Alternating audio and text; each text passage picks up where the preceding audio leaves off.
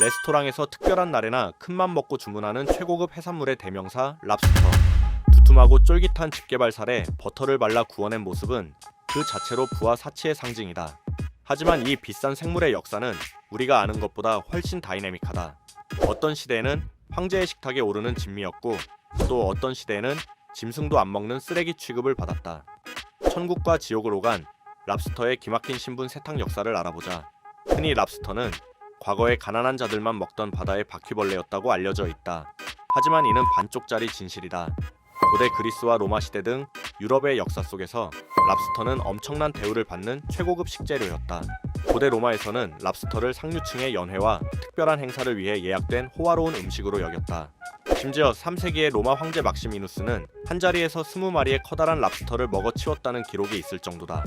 고대 그리스 역시 랍스터를 훌륭한 음식으로 여겨 적극적으로 어획했고 상업적 가치도 매우 높게 평가했다. 고대 그리스의 동전이나 기원전 460년경에 만들어진 도자기에서 랍스터 집게발 모양이 발견될 만큼 친숙하고 귀한 대접을 받았다. 중세와 르네상스 시대 유럽에서도 랍스터는 왕과 귀족들의 화려한 연회에 빠지지 않고 등장했으며, 심지어 독을 해독하거나 최음제 역할을 하는 의학적 효능이 있다고 믿기까지 했다. 요약하자면 유럽에서 랍스터는 언제나 귀족의 상징이었다. 그러나 황제와 귀족의 음식이었던 랍스터의 위상은 17세기 유럽 정착민들이 북미 대륙에 도착하면서 완벽하게 박살난다. 뉴잉글랜드 해안에 도착한 유럽인들은 해변을 보고 경악했다. 폭풍우가 한 번 지나가고 나면 랍스터가 해변의 무릎 높이까지 수북하게 쌓여 있었기 때문이다. 북미의 아메리칸 랍스터는 유럽의 랍스터와 달리 크기도 거대했고 그 수가 감당할 수 없을 만큼 많았다. 아무리 귀한 음식이라도 발에 치일 정도로 흔해 빠지면 가치가 떨어지는 법이다. 거대한 집게발과 수많은 다리를 가진 이 생물은 신대륙 사람들에게 그저 바다에서 기어나온 거대한 벌레로 보였다.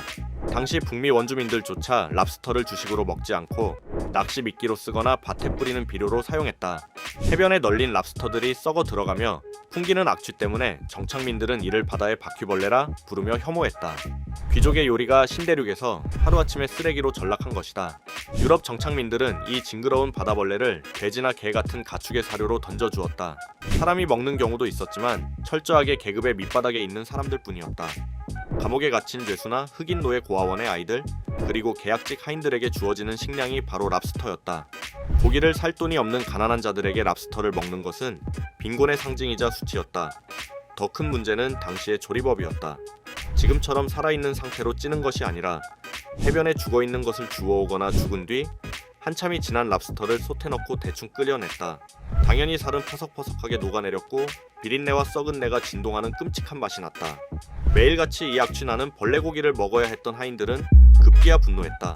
하인들이 고용주를 상대로 일주일에 랍스터를 3번 이상 식탁에 올리지 말라는 조항을 계약서에 명시할 것을 요구했다는 이야기가 정설처럼 퍼질 정도였다. 랍스터를 매일 먹이는 것은 인간의 존엄성을 해치는 가혹 행위로 취급받았다. 신대륙에서 쓰레기 취급을 받던 랍스터의 운명이 다시 한번 뒤바뀐 것은 19세기 중반 통조림과 철도 기술의 발달 덕분이다. 당시 랍스터 통조림은 콩 통조림 가격의 4분의 1밖에 안 될 정도로 미친듯이 저렴했다. 미국의 철도 회사들은 경쟁적으로 승객들에게 식사를 제공했는데 내륙을 달리는 기차 안에서 이 싸구려 랍스터 통조림을 승객들에게 제공했다. 바다를 한 번도 본 적이 없는 미국 내륙 지방의 사람들은 기차 식당 칸에서 랍스터를 처음 맛보고 충격에 빠졌다. 그들에게 랍스터는 가난한 자들의 쓰레기 음식이 아니라 기차 여행에서 맛보는 이국적이고 달콤한 훌륭한 해산물이었다. 기차 여행의 낭만과 결합된 랍스터는 순식간에 내륙 사람들의 입맛을 사로잡았다. 여기에 조리법의 발전도 한몫했다. 랍스터를 산채로 끓는 물에 삶아야 살이 단단하고 단맛이 살아난다는 사실이 알려지며 수요가 폭발하기 시작했다. 1880년대부터 부유한 관광객들이 여름 피서를 위해 해안가로 몰려들면서 랍스터 요리는 최고의 유행이 되었다.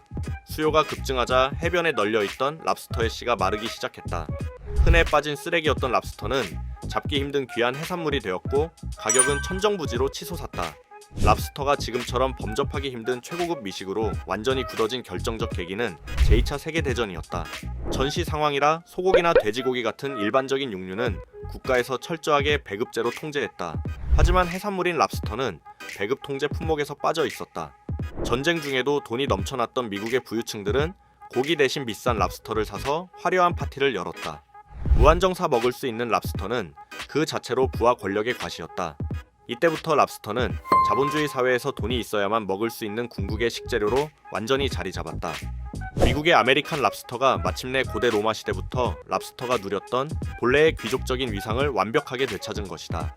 고대 로마 황제들의 식탁을 장식하던 최고급 진미에서 신대륙 노예들의 가혹 행위를 증명하던 혐오식품을 거쳐 다시 자본주의의 정점에 선 세계 최고급 요리의 자리에 오르기까지, 우리가 특별한 날 열광하며 먹는 랍스터의 그 달콤하고 쫄깃한 맛의 이면에는 인류의 역사와 기술 발전이 만들어낸 가장 극적이고 기막힌 신분 세탁의 롤러코스터가 숨어 있다.